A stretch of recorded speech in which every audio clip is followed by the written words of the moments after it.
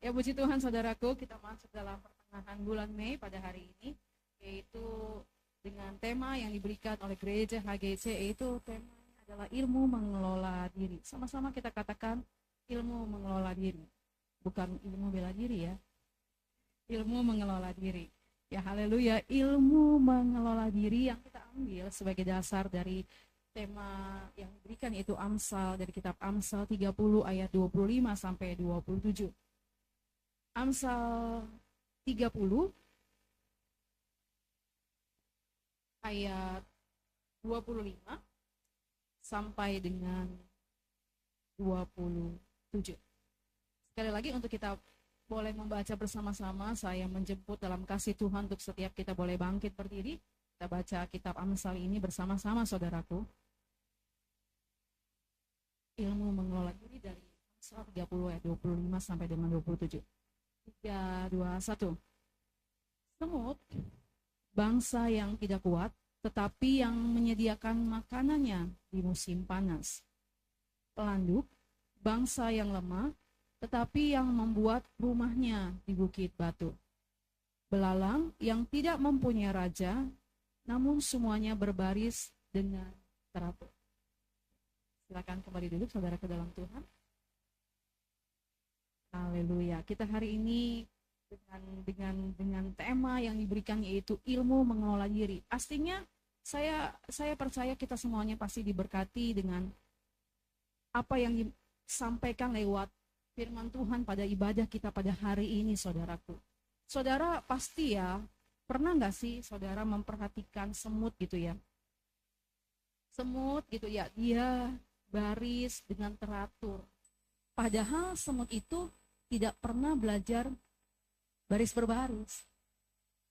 Saudara di sini siapa yang pernah ikut paskibra? Kita diajarin ya, kanan kiri kanan. Dulu saya SD ikut paskibra sih saudaraku, iya kan?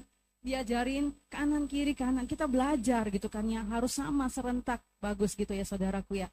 Nah kemudian semut ini nggak diajarin, tapi dia begitu rapinya berjalan gitu kan ya, berjalan beriring. Bahkan kalau kita bilang semut ini hewan yang lemah, tapi kalau kita lihat ada makanan yang sisa, dia bisa angkat loh makanan yang mungkin beratnya lebih berat daripada dia. Benar nggak?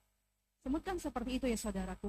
Semut ini kecil, lemah, tidak kuat, tapi mereka itu rajin dan disiplin dan siap-siap jauh sebelumnya, nggak menunda-menunda yang kita pelajari dari semut. Artinya mereka mempersiapkan makanan, mungkin masih ada makanan, tapi mereka masih mempersiapkan untuk masa yang akan datang. Semut bangsa yang lemah, tapi mereka itu bisa dengan luar biasanya, ya tadi seperti yang disampaikan, disiplin, mereka mempersiapkan untuk masa yang akan datang. Dari semut ini saudaraku. Sedangkan pelanduk ini hewan lemah saudaraku. Dan dia ini tinggal di celah batu. Bayangkan hewan lemah tinggal di celah batu. Karena mereka menyadari bahwa mereka itu lemah dan mereka tahu tempat mereka bersandar yaitu celah batu.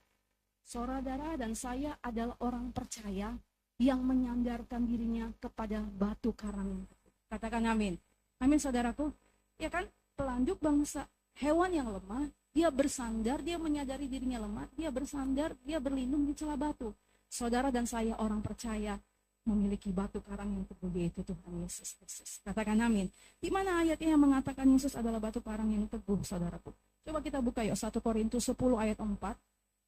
Saya berdoa Injil yang kita dengar, firman Tuhan yang kita dengar menjadi kekuatan bagi kita di mana tempat kita bersandar. 1 Korintus 10 ayat 4. Kita baca yuk bersama-sama. Dan mereka semua minum minuman rohani yang sama, sebab mereka minum dari batu karang rohani yang mengikuti mereka, dan batu karang itu ialah Kristus. Sandaran kita adalah Kristus sebagai batu karang yang teguh di dalam hidup kita. Kita tidak akan pernah kecewa, yang bersandar kepada Dia tidak akan kecewa. Coba kita buka lagi ayat dari Injil Matius 7 ayat 24 sampai 25. Sebelum kita masuk dalam tema ilmu mengelola diri ini, apa yang dikatakan dalam Matius 7 ayat 24?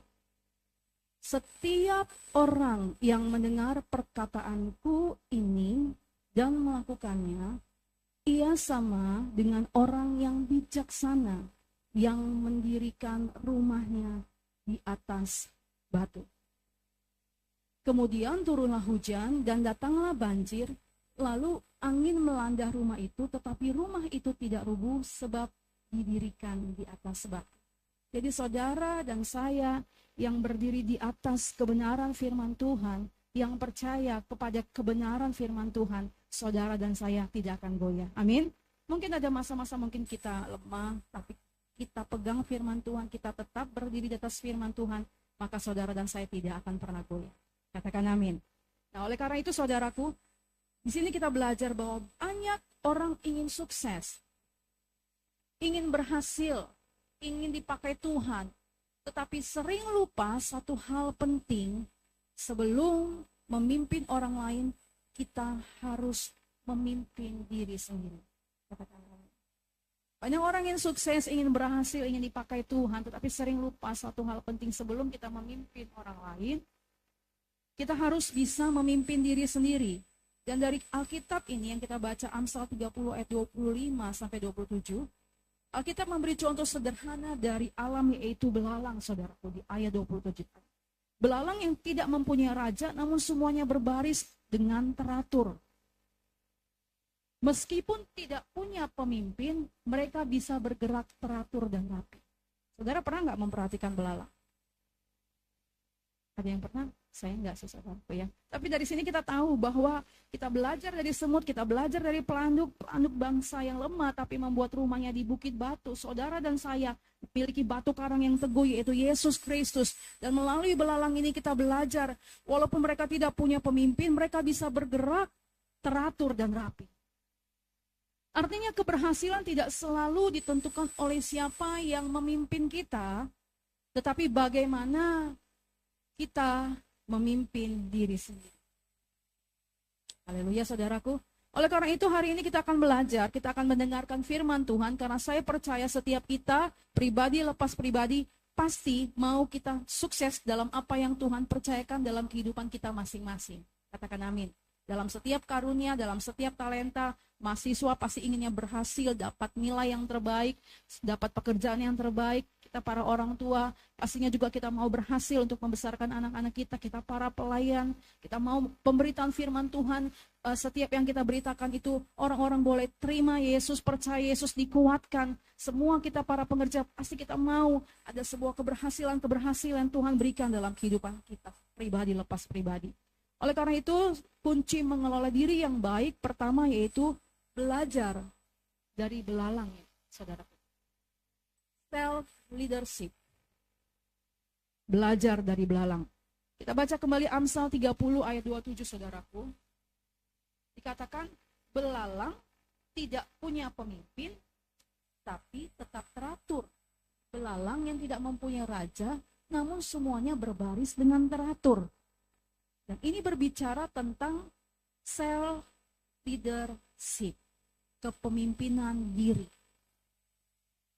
Oke. Orang yang bisa mengatur diri tidak perlu disuruh.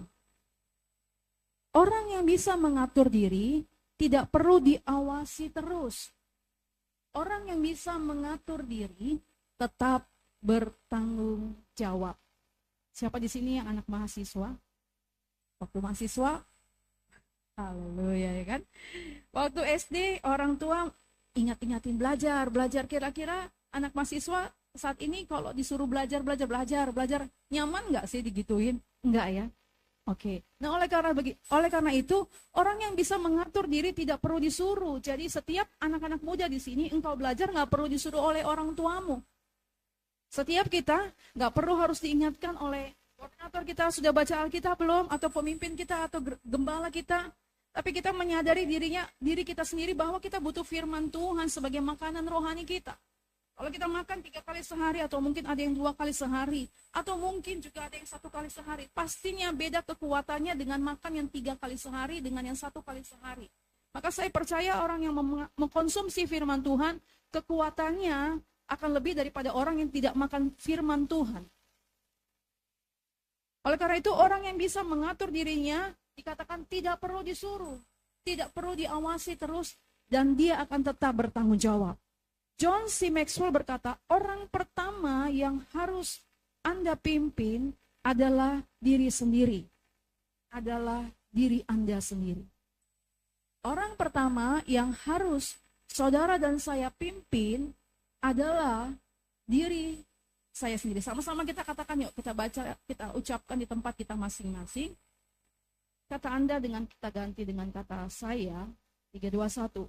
Orang pertama yang harus saya pimpin adalah diri saya sendiri. Seperti seorang mahasiswa yang belajar tanpa disuruh orang tua, dia tahu tanggung jawabnya sehingga tetap disiplin walau tidak diawasi. Saya percaya anak-anak muda di sini tidak diawasi orang tuanya belajar. Amin. Halo, anak youth. Ya kan? Karena Tuhan mau membentuk kita menjadi orang-orang yang disiplin. Latih disiplin. Lakukan yang benar walaupun tidak dilihat orang. Jadilah pribadi yang bisa dipercaya. Amin. Saya dulu waktu masih zaman SD, saudaraku, SMP, SMA, kuliah juga deh. Saya tuh punya kertas, saya tulis di kertas atau di buku. Jam sekian sampai jam sekian saya mandi. Jam sekian sampai jam sekian saya tidur. Jam sekian sampai jam sekian saya belajar. Kira-kira ada yang sama nggak seperti saya? Seperti itu. Ada ya, berarti kita sejaman ya Pak ya. Yang seperti itu ya, ditulis gitu kan. Oh ya jam sekian, oh ya nanti saya buat, oh ya tidur, kemudian bangun. Kayaknya zaman sekarang agak-agak kurang ya sepertinya ya. Tapi di sini kita diingatkan bahwa kepemimpinan itu dimulai dari diri kita sendiri. Tidak harus menunggu orang lain, tapi mari kita memimpin diri kita untuk kita menjadi seperti apa yang Tuhan mau, yang Tuhan kehendaki dalam kehidupan kita. Dan yang kedua yaitu saudaraku adalah self-awareness, yaitu kesadaran diri. Self-awareness yaitu kesadaran diri. Self-awareness adalah kemampuan untuk menyadari apa yang terjadi di sekitar kita, bagaimana sikap dan perilaku kita, dampak dari tindakan kita. Jadi ilmu mengelola diri yang kedua di sini adalah kesadaran diri. Kalau kita memiliki yaitu kesadaran diri, maka kita akan dapat melihat apa sih situasi yang terjadi di sekitar kita. Apa yang sedang situasi yang terjadi di tengah keluarga kita. Situasi apa yang sedang terjadi dalam pekerjaan kita, situasi apa yang terjadi dalam kota kita, dan bagaimana kita bersikap, bagaimana perilaku kita, dan dampak dari tindakan kita, apakah dalam keadaan yang tidak nyaman, apakah dalam keadaan yang tidak baik, apakah orang percaya itu menjadi provokator, atau orang percaya itu menjadi pembawa damai. Dan saya percaya saudara dan saya di sini, amin, menjadi orang-orang yang membawa damai dan kasih. Amin.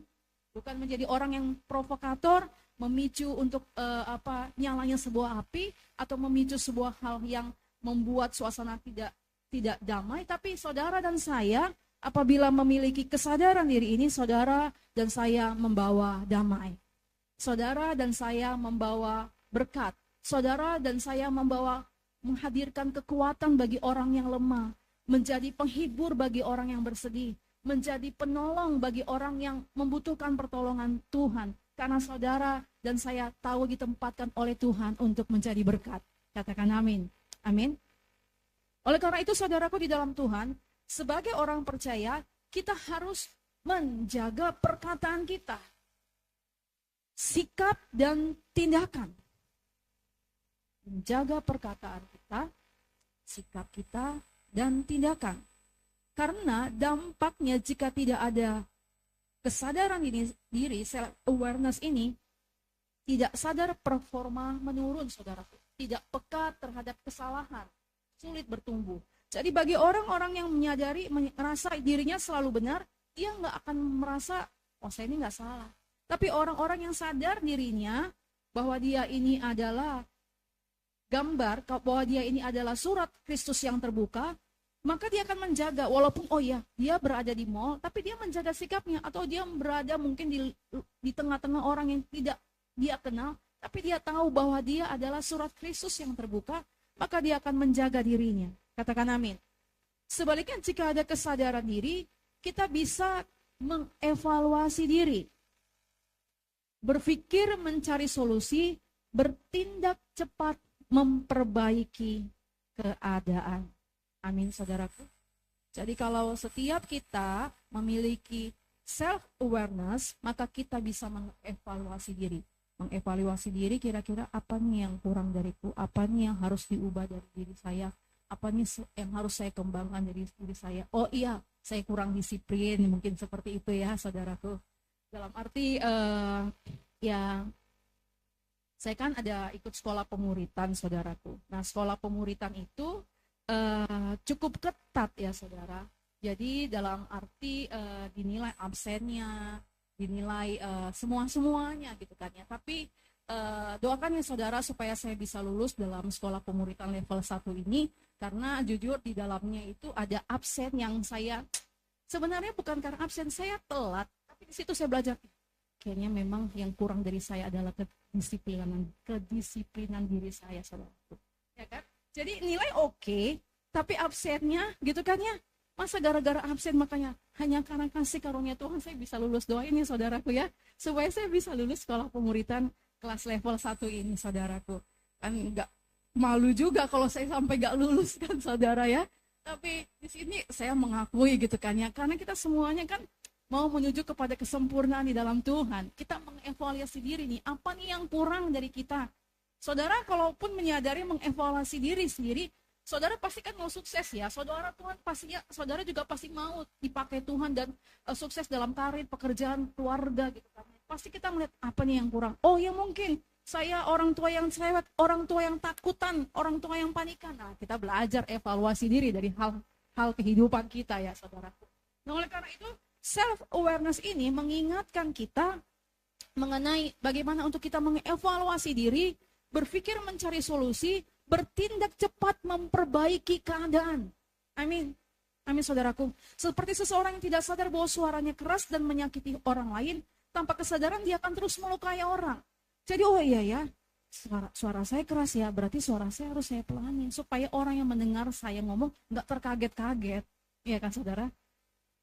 Jadi yang kedua tadi apa? Kesadaran diri ya. Pertama adalah tadi yang mengenai self leadership, yaitu kepemimpinan dimulai dari diri kita. Kita nggak harus minta istilahnya gembala kita harus menunjukkan sebagai seorang pemimpin yang luar biasa. Tapi mari setiap kita memulai dari diri kita bahwa saya bisa memimpin diri saya, bahwa saya tanpa harus dilihat orang lain, saya bertanggung jawab, saya melakukan apa yang Tuhan kehendaki. Dan kemudian kesadaran diri ini akan membuat kita menjadi pribadi yang rendah hati. Katakan amin. Tuhan memakai orang-orang yang rendah hati, amin saudaraku. Dan saya percaya di sini adalah orang-orang yang rendah hati. Kita semua adalah orang-orang rendah hati. Amin. Dan yang ketiga adalah yaitu self-responsibility, saudara. Tanggung jawab diri. Self-responsibility. Matius 25 ayat 14 sampai 30. Coba kita buka firman Tuhan dari Injil Matius 25 ayat 14 sampai 30. Apa yang dikatakan? Kita baca yuk. Sebab hal kerajaan sorga sama seperti seorang yang mau bepergian ke luar negeri, yang memanggil hamba-hambanya dan mempercayakan hartanya kepada mereka. Yang seorang diberikannya 5 talenta, yang seorang lagi 2, dan yang seorang lain lagi 1, masing-masing menurut kesanggupannya, lalu ia berangkat. Segera pergilah hamba yang menerima 5 talenta itu, ia menjalankan uang itu lalu beroleh laba 5 talenta. Hamba yang menerima 2 talenta itu pun berbuat demikian juga dan berlaba 2 talenta. Tetapi hamba yang menerima 1 talenta itu pergi dan menggali lubang di dalam tanah lalu menyembunyikan uang tuannya. Lama sesudah itu pulanglah tuan hamba-hamba itu lalu mengadakan perhitungan dengan mereka. Hamba yang menerima 5 talenta itu datang dan ia membawa laba 5 talenta. Katanya, Tuan, 5 talenta Tuan percayakan kepadaku. Lihat, aku telah beroleh laba 5 talenta. Maka kata tuannya itu kepadanya, baik sekali perbuatanmu itu, hai hambaku yang baik dan setia. Engkau telah setia dalam perkara kecil, aku akan memberikan kepadamu tanggung jawab dalam perkara yang besar. Masuklah dan turutlah dalam kebahagiaan tuanmu. Lalu datanglah hamba yang menerima 2 talenta itu, katanya, Tuan, 2 talenta Tuan percayakan kepadaku, lihat aku telah beroleh laba 2 talenta.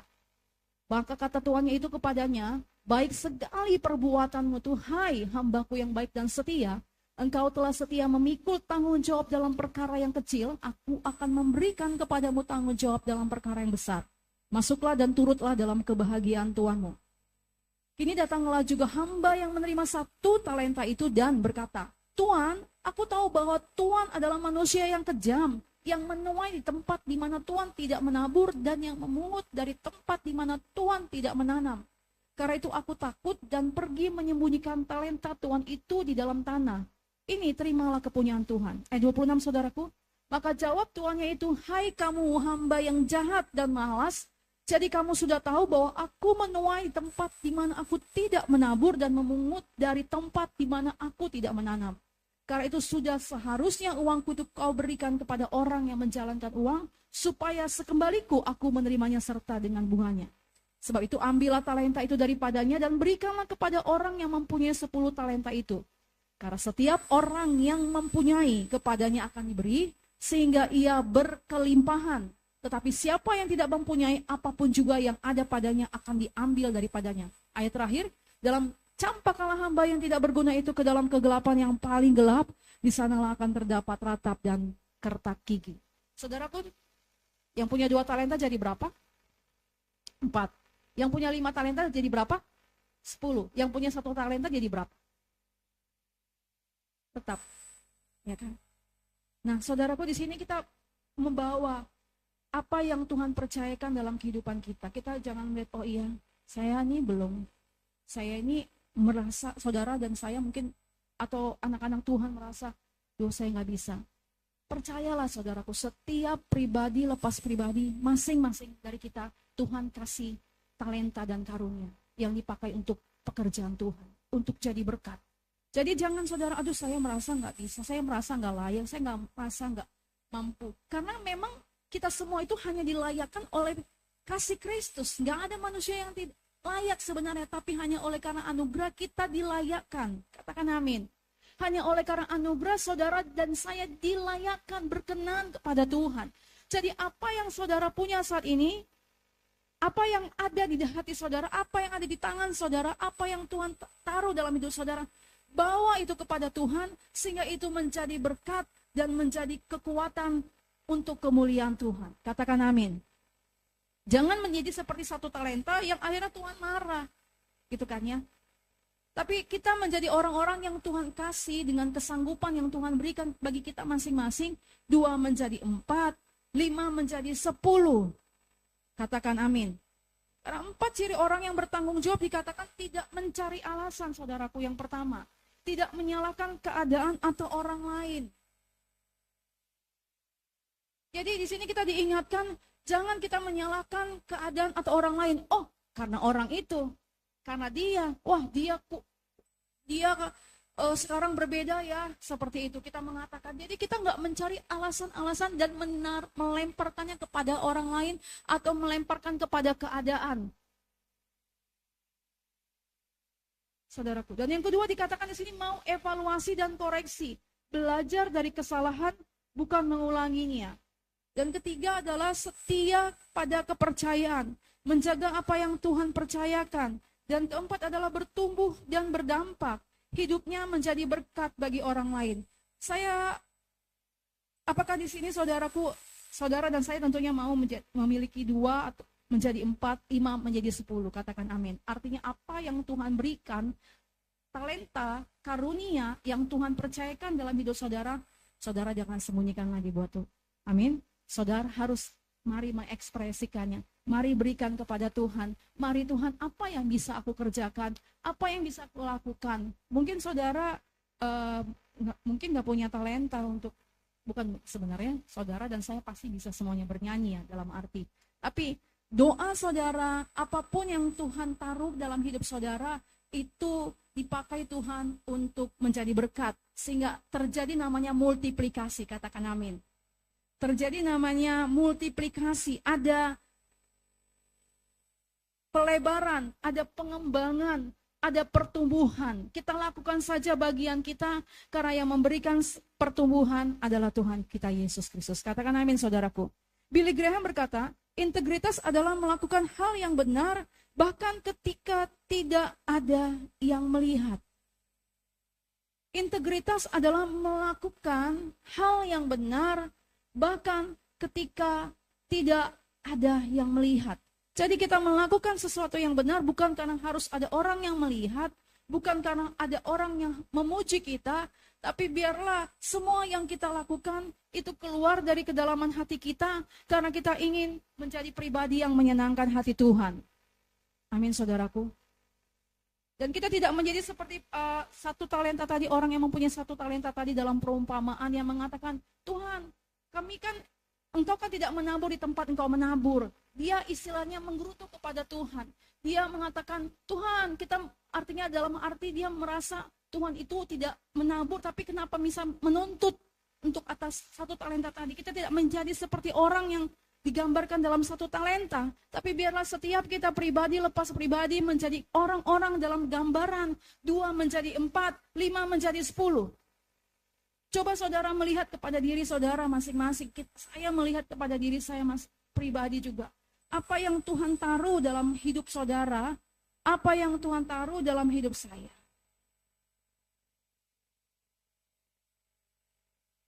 Lakukan itu buat Tuhan, kerjakan itu buat Tuhan, maka Tuhan akan melipat kali gandakannya untuk kemuliaan nama Tuhan. Katakan amin.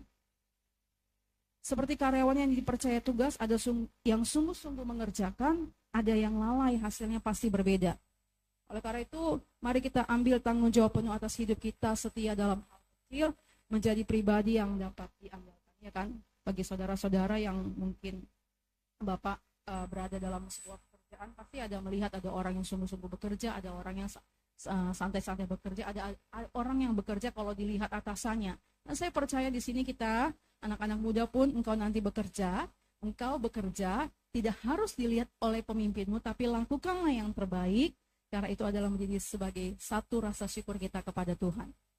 Amin, saudaraku. Dan yang keempat adalah self-control, yaitu pengendalian diri.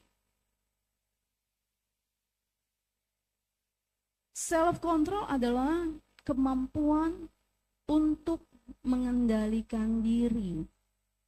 Saat marah, saat kecewa, saat menghadapi tekanan. Ini adalah buah Roh Kudus. Coba kita buka Galatia 5 ayat 22 sampai 23.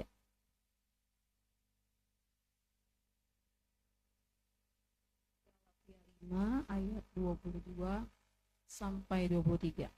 Dikatakan, tetapi buah Roh ialah kasih, sukacita, damai sejahtera, kesabaran, kemurahan, kebaikan, kesetiaan, kelemah lembutan, dan penguasaan diri.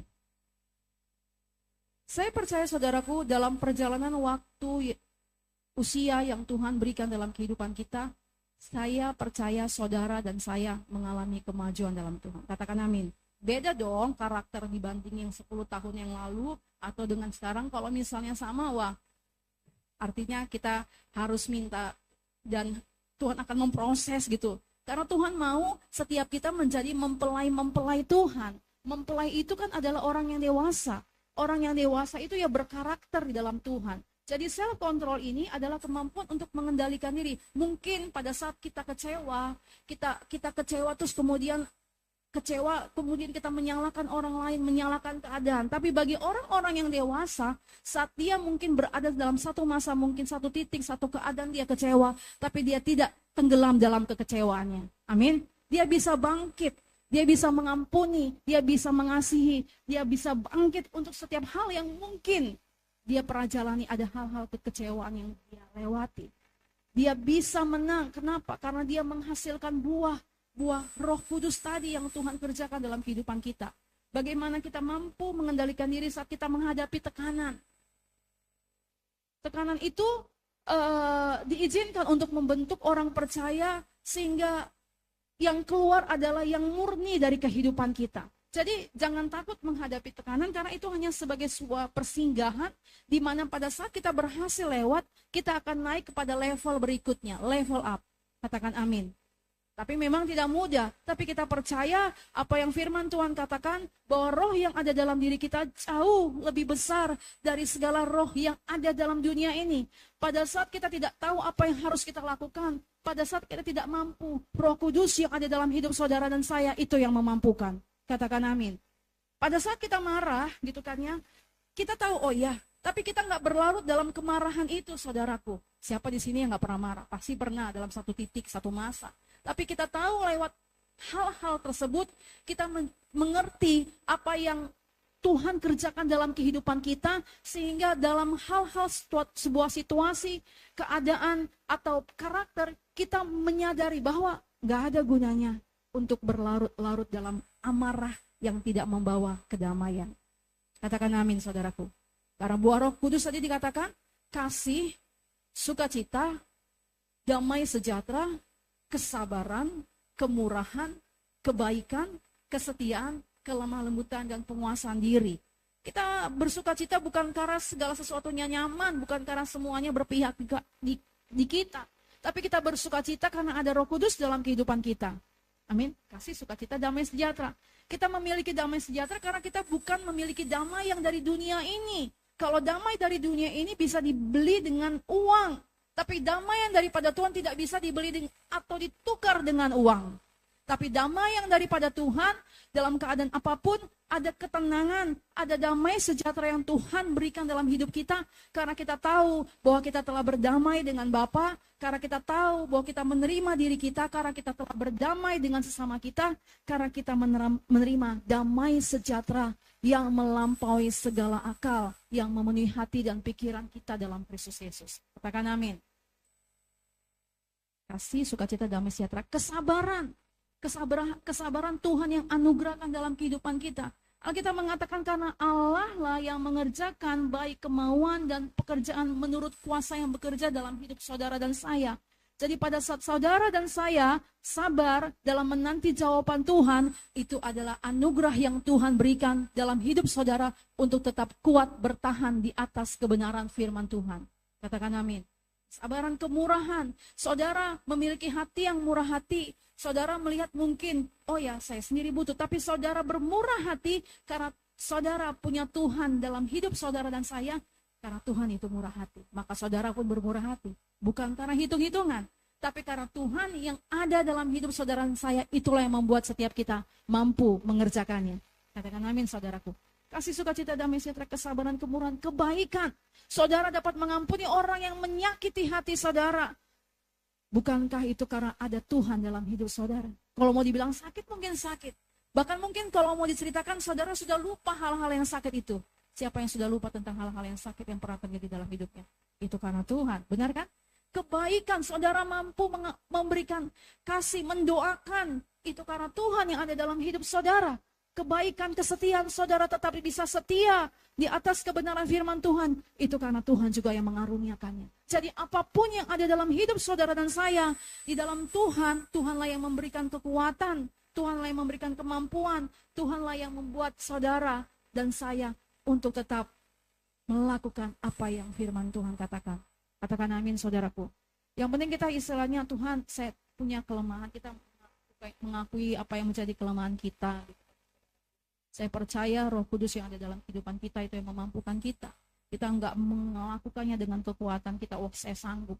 Karena orang-orang yang rendah hati, orang-orang yang mengakui kelemahannya adalah orang-orang yang diberkati Tuhan.